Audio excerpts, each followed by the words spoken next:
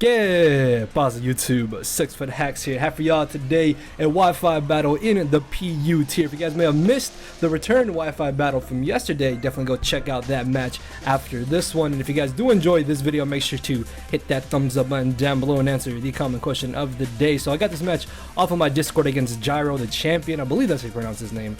But I'm using a team I just kind of threw together with some fun sets that I really wanted to try out, and this is a very intriguing battle, as you guys will come to see. And going into this match, the biggest threats were going to be Kamala and Basculin, but only if they are running bandit sets, or I suppose life orb sets in Basculin's case. And this match is going to be in outer space because there's some out of the world things that kind of happen in this game here. So he's going to be leading off with the Sableye, as I decide to lead off with my Mudsdale. If he is choice bandit Kamala, that means he probably does not have the rapid spin, so I should be able to get up my rocks turn 1.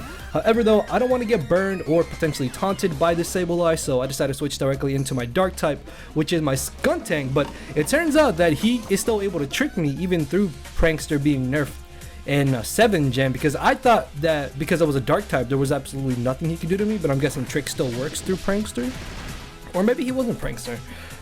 I'm not sure actually, I don't know. Either way though, he tricked me a ring target, and keep in mind that at the current moment in this match I just kind of ignored the fact that he tricked me the ring target. I was like, okay, this is not gonna change anything in this matchup, but he's got a Musharna in the back, so yeah, that could be a little problem. So I decided to stay in here, and I'm just going to spam Poison Jab until eventually I am able to get the poison. It is a 30% chance, so I'm bound to get it eventually. And it looks like his only way of touching me is payback, so there's not really anything that he can do to me here. So I'm going to switch into my Chats out here in hopes that I could try to scare him out here, as he reveals to have the Metal Burst. And that is actually a little bit scary, because if this thing takes a huge hit later and it lives any Metal Burst, then he could take something down with him. So I really have to watch out for that, as I decided just to go for the Chatter here. In hindsight, I guess Boom Bursting realistically wouldn't have been entirely too bad of a move to go for, but it's not that big of an issue as I catch the incoming Rotom here. I do a decent little bit of damage. It is resisted, but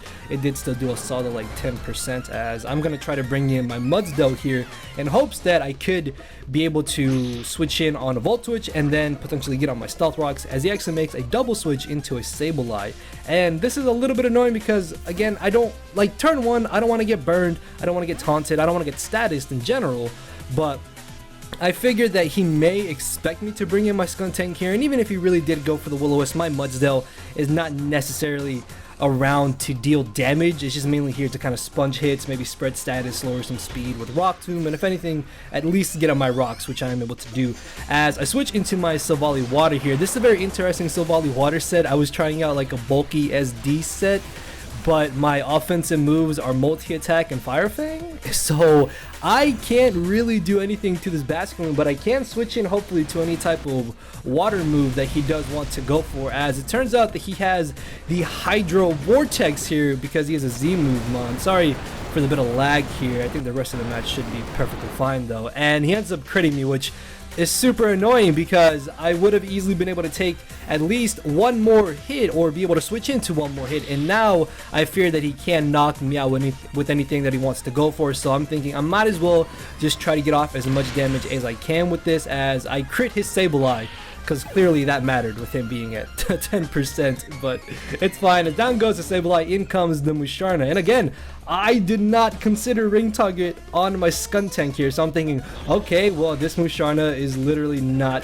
going to do anything against me, because what I can do here is Parting Shot into my Mudsdale, go for a Toxic, and then just kind of pivot around it, weaken it, and then eventually bring in Skuntank, and I'll be able to beat it 1v1 after wearing it down with the Toxic that I will get off of it on this turn with my Mudsdale. Now yes, he does have Synchronize, and he will be able to synchronize it over to me, but that's not really that big of an issue. Toxicking this is going to be way more beneficial to me in the long run of this battle.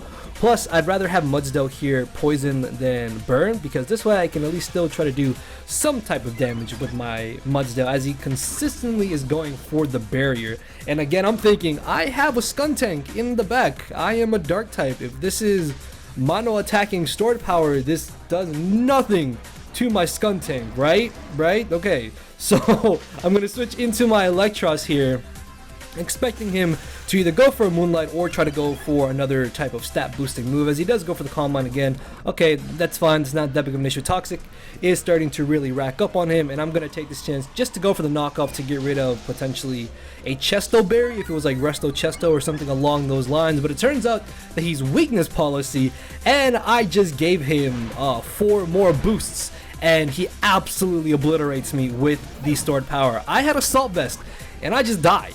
So at this point, I'm like, okay, I can bring in Skuntank. This is not going to do anything to me. I'm a Dark type. This cannot touch me, except I have the Ring Target, which means he can hit me with a what would be non-effective move. But because of Ring Target, it allows him to knock me out. But I mean, it's fine. Like, the set was pretty cool. The concept of this was really cool, but it's really not that big of an issue. Yeah, I took down 2 of my Mons, but it's fine considering that I'm still in a really good spot in this match, and this Musharna didn't realistically do entirely too much to me. So I will be able to click Boom Burst here with my chat talk, absolutely blowing back this Musharna. I did not want to risk going for the chatter and him possibly living, knowing my luck, and I could have gone for the U-turn, but again, didn't want to risk him living, and I guaranteed the KO at that range with Boom Burst, as he makes a really bad play here, brings in his Basculin, and even if he did have the Aqua Jet, I easily live one. So he just basically gave me a free kill, as he then brings in Kamala. He should have brought in Kamala before Basculin, because I can't knock out Kamala in one hit. What I need to do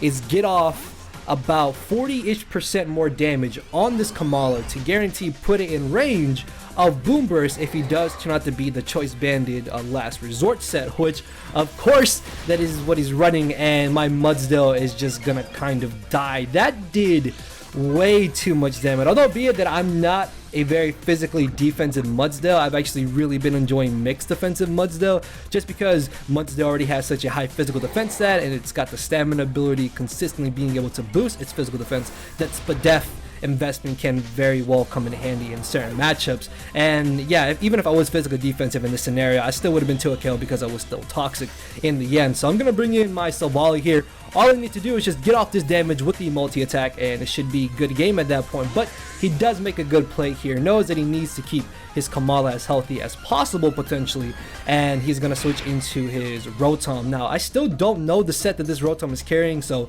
I'm expecting him to be faster than me, so that's why I'm actually gonna decide to switch out this turn into my Musharna. If he goes for the Volt Switch, that could be a little bit annoying, but if he does Volt Switch, this Rotom is guaranteed to get knocked out by Stealth Rock, so it's gonna be one less mon I have to worry about. But it turns out that he goes for the Thunderbolts, and this is very good for me, because now what I can do is start Calm Minding up with my Musharna, and if I'm able to keep Musharna at about 80% HP, there is no way that Kamala will be able to knock me out with the Choice Banded Last Resort. But it turns out that he is a very pesky OG sets of Rotom Fan. I remember this Thunderwave Air Slash set of Rotom Fan being ran back in 5th gen NU, and I'm guessing it's become popular again in PU because he's gonna try and para-flinch me down, but it's fine so long as I can stay above 80% while finishing off this Rotom Fan and I don't get fully paralyzed on the Kamala. We should be in a pretty good spot here. So he's gonna go for the Thunderbolt one more time. I get fully paralyzed, that's fine. I can go for the Moonlight this next turn, and then on the following turn I can take another Thunderbolt or Air Slash. As long as I don't get flinched or paralyzed, we should be in a good spot. However, though, this match just keeps going downhill for me because he gets a crit and I don't get fully paralyzed. Now, if he had crit me there and I got fully paralyzed, that would have been fine, because then the following turn, what I could have done was gone for the Moonlight to try to get myself back up to a high amount of HP.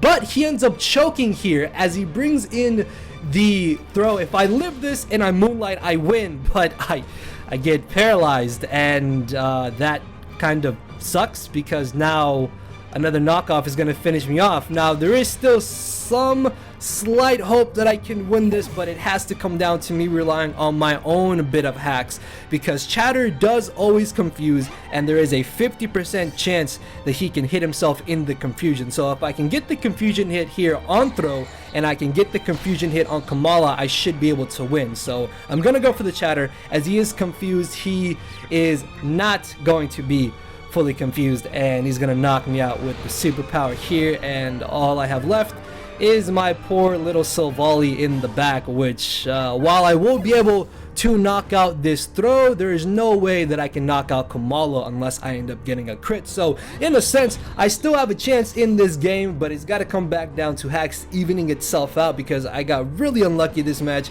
Even though my opponent made 2 terrible misplays, the hack still kind of rewarded him, but there is still slight hope that I can win here.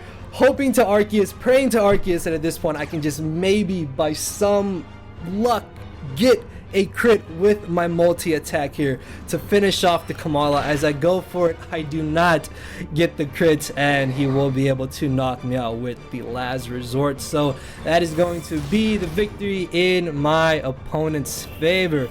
So yeah, good game to Jairo there, I suppose, but I mean, hey, that is Pokemon sometimes. And yeah, hopefully you guys did enjoy the fun battle. Make sure to hit that thumbs up button down below and answer the comment question of the day. And with that being said, I will see you all tomorrow with another Wi-Fi battle. So thank you all for watching. Later, everybody.